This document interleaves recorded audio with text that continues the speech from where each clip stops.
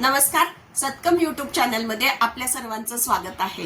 तर स्ट्रॉंग महिला काय करत नाही तर त्या आपण बघणार आहोत. तर त्याच्यावरून तुम्हाला ठरवता येईल की तुम्हाला स्ट्रॉंग व्हायचं असेल तर काय करावं लागेल आणि जर तुम्ही स्ट्रॉंग असाल तर तसंच राहण्यासाठी काय करावं लागेल याबद्दल आपण आज बोलणार आहोत. तर स्ट्रॉंग महिला 3 गोष्टी करत नाही. सगळ्यांना खुश ठेवत नाही. ही खूप महत्वाची गोष्ट आहे, कारण आपण सगळ्यांनाच खुश ठेवण्याचा प्रयत्न करत असतो आणि नेहमी आपण त्याच्यामध्ये फेल होत असतो. सगळे लोक कधीही खुश होणार नाहीयेत हे पहिलं सत्य आपल्याला ऍक्सेप्ट करता आलं पाहिजे. कारण काय आहे की वेगवेगळी नाती असतात, वेगवेगळी माणसं असतात आणि त्याच्यामुळे आपण जे बोललेलं आहे, चांगलं जरी काम आपण करत असो तरी सगळेजण खुश होतील याची गॅरंटी नसते. आणि म्हणून कधी कधी वरवर पण खुश होताना लोक दाखवतात, पण आपण म्हणतो ना आपल्या आत जळतायत ते माझ्यावर, असे प्रकार सुद्धा आपल्याला बघायला मिळतात. त्याच्यामुळे जर तुम्हाला स्ट्रॉंग व्हायचं असेल तर तुम्ही सगळ्यांना खुश ठेवण्याचा प्रयत्न सुद्धा करू नका. नंतर दुसरी गोष्ट जी आहे ती स्वतःची व्हॅल्यू त्या कमी करत नाहीत. स्ट्रॉंग महिला ज्या असतात त्या स्वतःची व्हॅल्यू त्यांना नक्की माहिती असते आणि त्याच्यामुळे आपली व्हॅल्यू जिथे कमी होईल त्या ठिकाणी त्या फारशा जात नाहीत किंवा तशा भानगडीत ते पडत. स्वतःची व्हॅल्यू माहिती असणं ही स्ट्रॉंग महिलेची एक खूण आहे असं म्हणता येईल.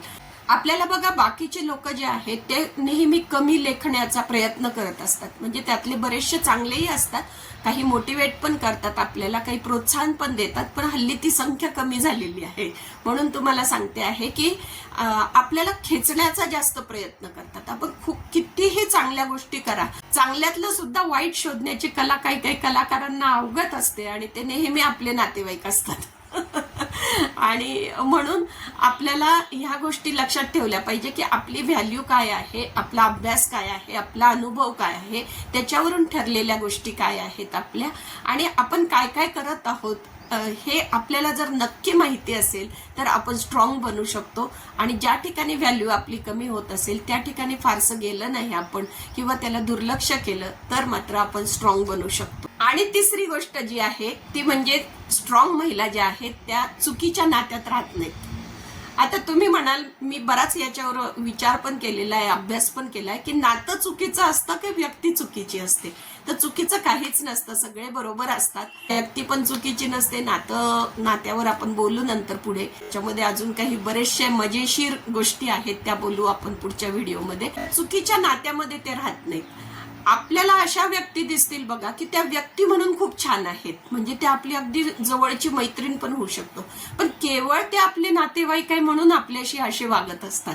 म्हणजे त्यांना कितीही तुम्ही काही करा पण ते कधी पलटतील ते सांगता येत नाही, किंवा कधी त्यांचा विचार पड किंवा कधी आपल्या विरोधात जातील ते आपल्याला सांगता येत नाही. आणि त्याला फारशी कारणं पण नाही लागत. आपण असं पाहतो की अरे ही काल तर चांगली होती आणि आज अशी माझ्याबद्दल बोलायला लागलेली आहे. तर त्याच्यामुळे जर असे नाते असतील की जिथे तुम्हाला सतत त्रास होत असेल, सतत तुम्हाला निगेटिव्ह कॉमेंट मिळत असतील, तुमचे जे काही तुमचे ध्येय आहे, उद्दिष्ट आहे, जीवनात काही तुम्हाला अचीव करायचं असेल, ते करण्यासाठी तुमची धडपड जी चाललेली असेल, कुटुंबाला सावरण्याची धडपड तुमची चाललेली असेल, तर त्या धडपडीमध्ये ह्यांनी केलेल्या कॉमेंटमुळे नेहमी अडथळा येत असतो. यांनी केलेल्या निगेटिव्ह विचारांच्या पेरणीमुळे आपलं लाईफ जे आहे ते खराब होत असतं आणि आपल्याला मग सारखं डिप्रेशन येणं, निराश होणं. आपण त्यांच्या कॉमेंटला एवढं महत्व देतात काही लोक की आपल्याला साध्य करायचं आहे ते होत नाही. तर अशी जी नाती आहेत की जे नेहमी तुम्हाला त्रासदायक ठरतायत, नेहमी तुम्हाला काहीतरी चुकीच्या कॉमेंट करतायत, निगेटिव्ह कॉमेंट करतायत, तुम्हाला तुमच्या ध्येयापर्यंत जाण्यासाठी मदत तर नाही परंतु खूप जास्त अडथळे जास्त आणत आहेत, किंवा आपल्याबद्दल खूप वाईट वाईट गोष्टी बोलतायत, तोंडावर बोलतायत वेगळं, बाहेर वेगळं बोलतायत, किंवा स्वतः तोंडावर सुद्धा आपल्याला खूप जास्त आपलं खच्चीकरण होईल ह्या दृष्टीने बोलत आहेत, अशी नातेवाईक सगळ्यांमध्ये दिलेली असतात आणि पेरलेली असतात अशी.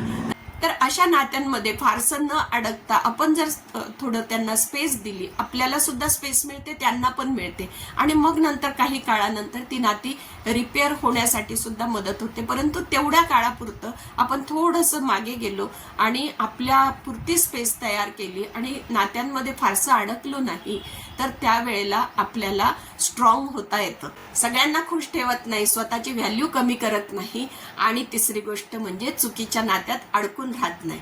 या 3 गोष्टी तुमच्यामध्ये आहेत का जरा चेक करून पहा.